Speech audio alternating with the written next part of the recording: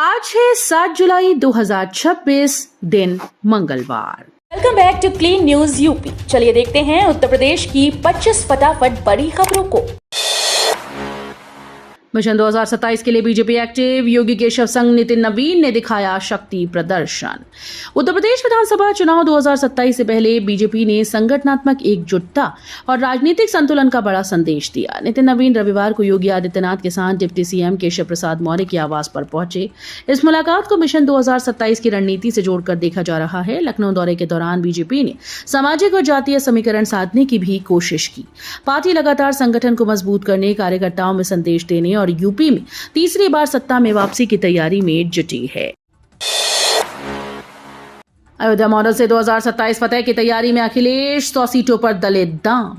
उत्तर प्रदेश में 2027 विधानसभा चुनाव को लेकर समाजवादी पार्टी ने रणनीति बनानी शुरू कर दी। सपा अध्यक्ष अखिलेश यादव लोकसभा चुनाव के पीडीएफ फॉर्मूले को और भी मजबूत करने में जुटे हैं। पार्टी अब अयोध्या मॉडल पर फोकस कर रही है, जिसके तहत दलित वोट बैंक को साधने की तैयारी है। अयोध्या के मुताबिक अनुसूचित जाति वर्ग के उम्मीदवारों को 14 सामान्य सीटों पर भी टिकट दिया जाएगा। इससे सपा के दलित उम्मीदवारों की संख्या बढ़कर करीब 100 तक पहुंच सकती है।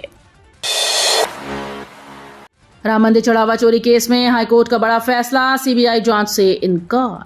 श्री राम जन्मभूमि टेम्पल में चढ़ावा चोरी के आरोपों से जुड़े मामले में सीबीआई जांच की मांग वाली जनहित याचिका को हाईकोर्ट की लखनऊ पीठ ने खारिज कर दिया है। अदालत ने शुरुआती सुनवाई में कहा कि यह मामला पहले से ही सुप्रीम कोर्ट में विचाराधीन है, इसलिए हाईकोर्ट में इस पर सुनवाई नहीं की जा सकती। इसी आधार पर कोर्ट ने याचिका को सुनवाई योग्य न मानते हुए निस्तारित कर दिया। योगी कैबिनेट की बड़ी सौगात, यूपी में खुलेंगे नए विश्वविद्यालय और अस्पताल। मुख्यमंत्री योगी आदित्यनाथ की अध्यक्षता में हुई यूपी कैबिनेट बैठक में शिक्षा और स्वास्थ्य क्षेत्र से जुड़े बड़े फैसलों को मंजूरी मिल चुकी है। कानपुर, फतेहपुर और गाजियाबाद में 3 नए निजी विश्वविद्यालय खोले जाएंगे, जिससे युवाओं को गुणवत्तापूर्ण उच्च शिक्षा का लाभ मिलेगा। वहीं स्वास्थ्य सेवाओं को मजबूत करने के लिए वाराणसी में ESIC मेडिकल कॉलेज और मुरादाबाद व गोरखपुर में 100 बेड के अस्पतालों के लिए भूमि उपलब्ध कराने का फैसला लिया गया है। परशुरामपुरी के नाम पर मुहर, पशुपालकों के लिए योगी सरकार का बड़ा ऐलान। मुख्यमंत्री योगी आदित्यनाथ की अध्यक्षता में हुई यूपी कैबिनेट बैठक में 2 बड़े फैसलों पर मुहर लगी है। शाहजहांपुर के जलालाबाद कस्बे का नाम अब परशुरामपुरी होगा। ये स्थान भगवान परशुराम की जन्मस्थली माना जाता है और यहाँ उनका प्राचीन मंदिर भी स्थित है। वहीं किसानों और पशुपालकों को राहत देते हुए मुख्यमंत्री जोखिम प्रबंधन और पशुधन बीमा योजना को मंजूरी दी गई। इस योजना में पशुओं के बीमा प्रीमियम का 85% खर्च राज्य सरकार उठाएगी। परीक्षा केंद्र निर्धारण में बढ़ेगी पारदर्शिता, ऑनलाइन सिस्टम से खत्म होगी मनमानी। उत्तर प्रदेश माध्यमिक शिक्षा परिषद ने वर्ष 2027 की बोर्ड परीक्षाओं के लिए नई व्यवस्था लागू करने का फैसला लिया। अब हाई स्कूल और इंटरमीडिएट परीक्षा केंद्रों का चयन सॉफ्टवेयर के जरिए ऑनलाइन किया जाएगा। इससे परीक्षा केंद्र निर्धारण में पारदर्शिता बढ़ेगी और मानवीय हस्तक्षेप कम होगा। हाथरस समेत कई जिलों में इसकी तैयारियां शुरू हो गई हैं। जिला विद्यालय निरीक्षक स्कूल्स को समय पर पोर्टल पर जानकारी अपलोड करने के निर्देश दे रहे हैं। 50% अनुदान पर किसानों को मिले आधुनिक कृषि यंत्र, गन्ना उत्पादन बढ़ाने की पहल। Awadh sugar and energy limited ने किसानों को आधुनिक खेती के लिए प्रोत्साहित करने के उद्देश्य से 50% अनुदान पर कृषि यंत्र वितरित किए। मिल परिसर में आयोजित कार्यक्रम में किसानों का सम्मान कर उन्हें आधुनिक उपकरण सौंपे गए। इस मौके पर उप गन्ना आयुक्त डॉक्टर RD द्विवेदी ने कहा कि नई कृषि तकनीकों को अपनाकर खेती को अधिक लाभकारी और उत्पादन क्षम बनाया जा सकता है। यूपी में किसानों के लिए फार्मर ID होगी जरूरी, तभी मिलेगा सरकारी योजनाओं का लाभ। उत्तर प्रदेश सरकार किसानों के लिए 12 अंकों वाली यूनिक फार्मर ID तैयार कर रही है। इस डिजिटल पहचान पत्र में किसान की जमीन, खतौनी और खेती से जुड़ी सभी जरूरी जानकारी दर्ज होगी। सरकार के मुताबिक भविष्य में खाद बीज, PM किसान सम्मान निधि, फसल बीमा, किसान क्रेडिट कार्ड और कर्ज माफी जैसी योजनाओं का लाभ लेने के लिए फार्मर ID अनिवार्य होगी। सरकार का कहना है कि इससे पात्र किसानों तक योजनाओं का लाभ पारदर्शी तरीके से पहुंचेगा। 10वीं 12वीं से ग्रेजुएट युवाओं के लिए मौका, यूपी में लगेगा बड़ा रोजगार मेला। उत्तर प्रदेश में युवाओं को रोजगार देने के लिए एक बार फिर से बड़ा रोजगार मेला आयोजित किया जा रहा है। सेवायोजन विभाग रोजगार संगम पोर्टल के जरिए यूपी रोजगार मेला 2026 की तैयारी कर रहा है। इसमें 10वीं 12वीं ग्रेजुएशन और अन्य डिग्री धारक उम्मीदवार आवेदन कर पाएंगे। निजी कंपनीज इंटरव्यू के आधार पर योग्य अभ्यर्थियों का चयन करेंगी। खास बात यह है कि आवेदन की प्रक्रिया पूरी तरह से निःशुल्क रखी गई है। 12 जुलाई को यूपी रचेगा नया इतिहास, एक दिन में लगेंगे 35 करोड़ पौधे। योगी आदित्यनाथ सरकार 12 जुलाई को पौधारोपण महाअभियान 2026 के तहत नया इतिहास रचने जा रही है। पूरे प्रदेश में जन सहभागिता के जरिए एक ही दिन में 35 करोड़ पौधे लगाए जाएंगे। अभियान की तैयारियां तेज कर दी गई और नोडल वन, पर्यावरण और जलवायु परिवर्तन विभाग इसकी रूपरेखा पर काम कर रहा है। मुख्यमंत्री जन प्रतिनिधियों और अधिकारियों के साथ लगातार बैठक कर जरूरी दिशा निर्देश देंगे। यूपी में इलेक्ट्रिक वाहनों को बड़ा बढ़ावा, हजारों खरीदारों को मिली करोड़ों की सब्सिडी।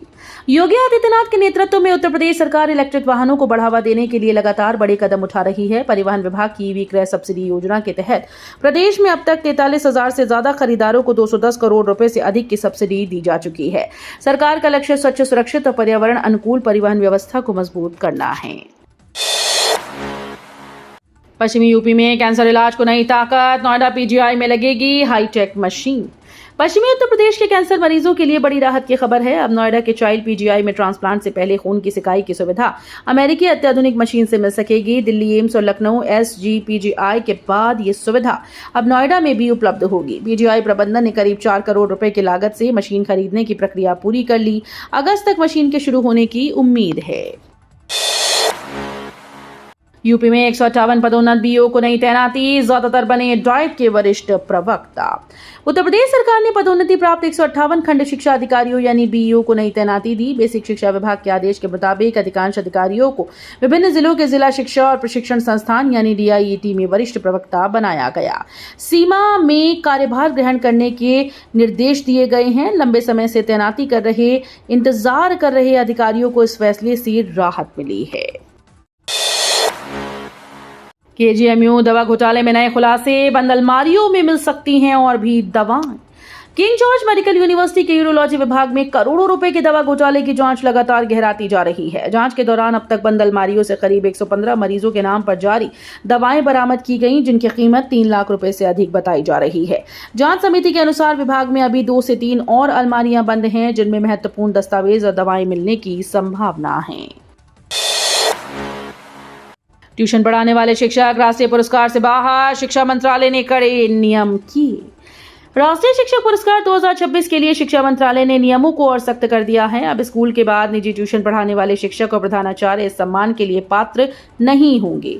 ऑनलाइन आवेदन प्रक्रिया शुरू हो चुकी है और अंतिम तारीख 13 जुलाई तय की गई। माध्यमिक शिक्षा निदेशक प्रताप सिंह बघेल ने अधिकारियों को योग्य शिक्षकों के आवेदन बढ़ाने के निर्देश दिए। नए नियमों के तहत संविदा शिक्षक और शिक्षा मित्र भी राष्ट्रीय पुरस्कार की दौड़ से बाहर रहेंगे। गली मोहल्ले का स्वाद बनेगा बड़ा ब्रांड, ओरियोसी से चमकेगी यूपी की पारंपरिक रसोई।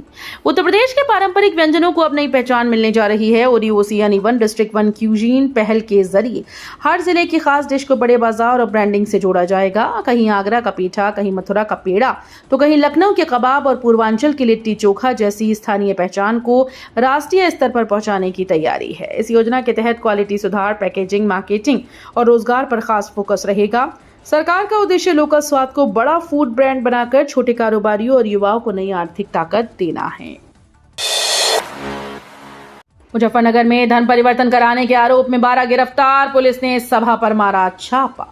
उत्तर प्रदेश के मुजफ्फरनगर में कथित धन परिवर्तन के मामले में पुलिस ने बड़ी कार्रवाई की। मंसूरपुर थाना क्षेत्र के जड़ौदा गांव में छापेमारी के दौरान 5 महिलाओं समेत 12 लोगों को गिरफ्तार किया गया। पुलिस के मुताबिक हिंदूवादी संगठनों की शिकायत पर एक सभा में छापा मारा गया, जहां लोगों को लालच देकर ईसाई धर्म अपनाने के लिए प्रेरित करने का आरोप है। संजय कुमार ने बताया कि मौके से धार्मिक किताबें, डायरी और मोबाइल फोन भी बरामद किए गए। यूपी माध्यमिक शिक्षक संघ का बड़ा ऐलान, 31 जुलाई को डीआईओएस कार्यालयों पर धरना। उत्तर प्रदेश माध्यमिक शिक्षक संघ ने अपनी लंबित मांगों को लेकर आंदोलन का ऐलान कर दिया है। संगठन 31 जुलाई को प्रदेश भर के जिला विद्यालय निरीक्षक यानी डीआईओएस कार्यालयों पर धरना प्रदर्शन करेगा। इस दौरान मुख्यमंत्री के नाम संबोधित ज्ञापन भी सौंपा जाएगा। शिक्षक संघ ने इस दिन को चेतावनी दिवस के रूप में मनाने का फैसला लिया है। आंदोलन का निर्णय लखनऊ के लालबाग स्थित इजाबेला थावन स्कूल में आयोजित राज्य परिषद की बैठक में लिया गया। यूपी में 6 महीने तक हड़ताल पर रोक, सरकार ने लागू किया एस्मा। उत्तर प्रदेश सरकार ने प्रदेश में अगले 180 दिनों के लिए हड़ताल पर प्रतिबंध लगा दिया है। राज्य सरकार ने उत्तर प्रदेश अत्यावश्यक सेवाओं का अनुरक्षण अधिनियम यानी एस्मा लागू करते हुए ये फैसला लिया। कार्मिक विभाग की अधिसूचना के अनुसार यह आदेश गजट में प्रकाशित होने के साथ ही प्रभावी हो गया। प्रमुख सचिव एम देवराज ने बताया कि ये प्रतिबंध सरकारी सेवाओं, राज्य सरकार के नियंत्रण वाले निगमों और स्थानीय निकायों की सेवाओं पर लागू होगा। लखनऊ बनेगा भारतीय कला संस्कृति का बड़ा केंद्र, भातखंडे विश्वविद्यालय का नया परिसर तैयार। भातखंडे संस्कृति विश्वविद्यालय का नया परिसर अब लखनऊ के काकराबाद में विकसित किया जाएगा। इस कैंपस को केवल संगीत विश्वविद्यालय नहीं बल्कि भारतीय संस्कृति, लोक परंपराओं और प्रदर्शन कलाओं के बड़े केंद्र के रूप में तैयार करने की योजना है। अपर मुख्य सचिव अमृत अभिजीत की अध्यक्षता में हुई बैठक में देश के प्रतिष्ठित कलाकारों और विशेषज्ञों ने परिसर की रूपरेखा पर चर्चा की। उद्देश्य है कि नया कैंपस आने वाले वर्षों में भारतीय सांस्कृतिक विरासत और कला का वैश्विक केंद्र बने। बिजली भार बढ़ाने पर पावर कॉर्पोरेशन का जवाब, नियमों के तहत हुई कार्यवाही। प्रदेश में बिजली उपभोक्ताओं के बढ़े हुए लोड को लेकर आ रही शिकायतों पर पावर कॉर्पोरेशन ने अपना पक्ष रखा। कॉर्पोरेशन के निदेशक प्रशांत वर्मा ने कहा कि उपभोक्ताओं को SMS के जरिए पहले ही जानकारी दी जा रही है। उन्होंने बताया कि विद्युत नियामक आयोग की विद्युत आपूर्ति संहिता 2005 और वित्तीय वर्ष 2025-26 के टैरिफ आदेश के अनुसार ही भार बढ़ाया गया है। यूपी में बाढ़ से पहले अलर्ट मोड पर सरकार, गांव-गांव तैयार हो रहे आपदा मित्र। उत्तर प्रदेश में बाढ़ और अन्य आपदाओं से निपटने के लिए सरकार ने बड़ी तैयारी शुरू कर दी। गांव-गांव में आपदा मित्र तैयार किए जा रहे हैं जो आपात स्थिति में शुरुआती राहत और बचाव कार्य संभालेंगे।